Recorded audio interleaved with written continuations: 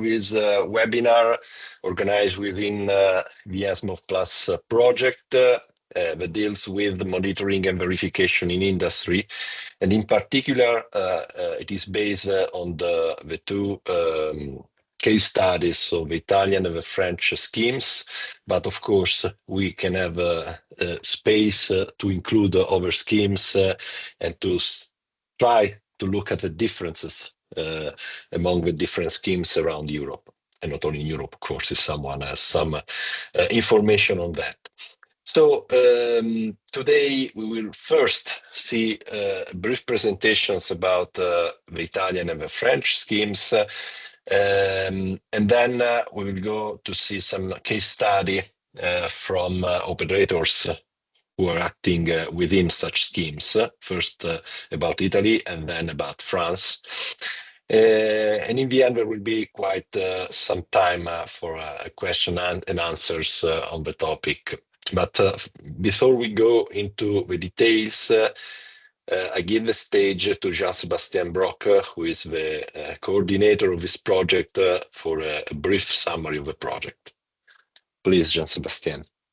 Thanks a lot, Darius. I will be quick because probably most of you know the project and there are a lot to discuss today. So in a nutshell, ENSMOV Plus is meant to deal with the Article 8 of the new Energy Efficiency Directive, which was before Article 7. And in words, it means the energy savings obligation that member states need to meet. So they have an amount of cumulative savings to achieve over a 10 years period, currently 2021-2030. We deal with discussion with public authorities, agencies, but also stakeholders, and that's typically the case today. And I'm very happy that we have this workshop to hear from market players how it's going in their country and what type of services they develop. And we also look at the whole policy cycle from the design of the policy until the evaluation and possibly the redesign. You can see on the right that we have partners representing the main point of views of the energy efficiency policies, so public authorities, agencies, institutions, and National Association of Stakeholders like FIRE that Dario represent today, and ATE. You will meet soon Olga from ATE. And also research labs and think tanks. If you want to know more and see what we do, I encourage you to visit our online platform where you can find information about the article, the legislative background, also links to the guidance note prepared by the Commission and so on. You can also find information, you could look for information per country, and we are progressively updating the snapshot of energy efficiency obligation schemes and alternative measures. So I encourage you also to follow us on LinkedIn. You will soon see when we publish new countries. And you can search resources per keywords. That's where you will find also the proceedings of this workshop, and you can also find there the proceedings of the previous workshops.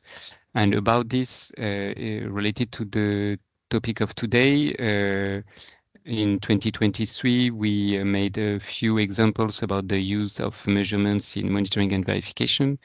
You will hear from a follow-up, let's say, about France and Italy today, and there were already some discussions in a previous workshop, so you can already find that on the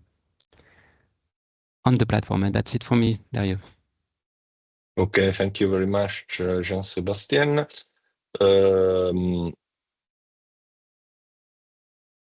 Okay, just a moment, I received some strange messages.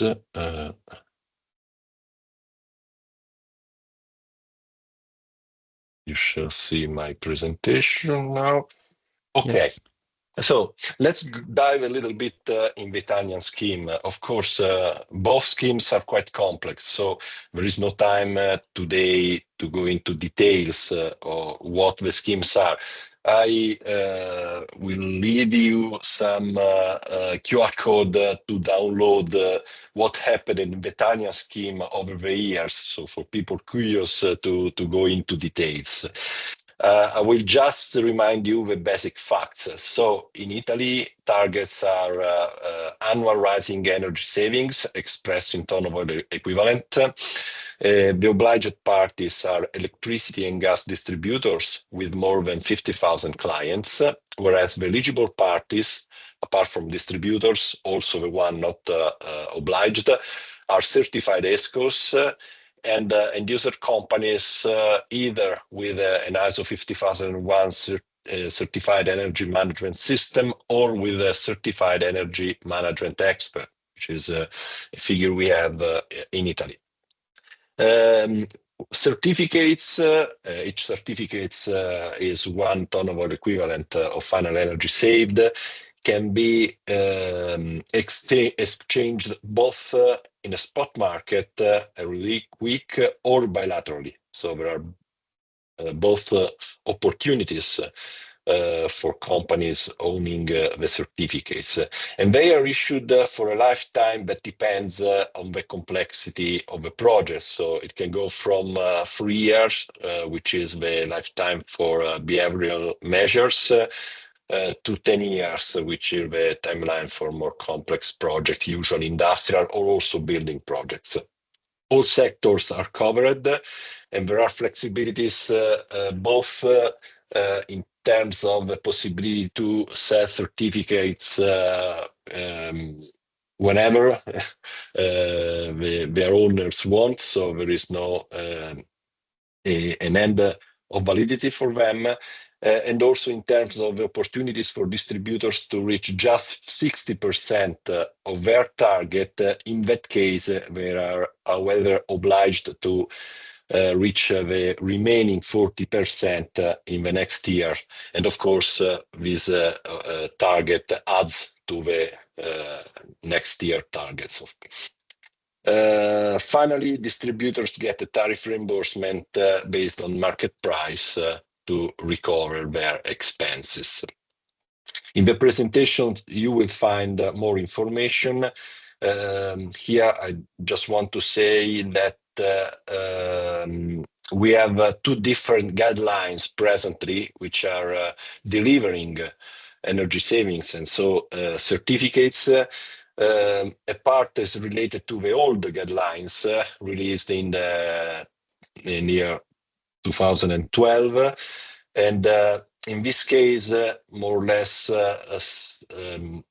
60% of the 70%, sorry, of the certificates are from industrial projects, whereas with the new guidelines that were issued in 2017, more or less 50% comes from industry and the other 50% from a mix of grids, district heating, services, and transport.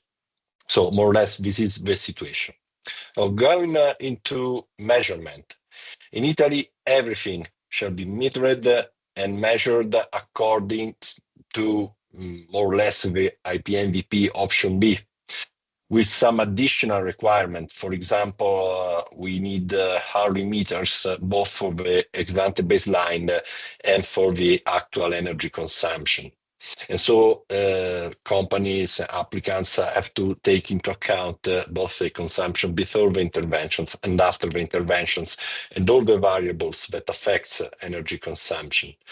And certificates are issued for all the lifetime. So year by year, measures are needed in order to assess the energy savings.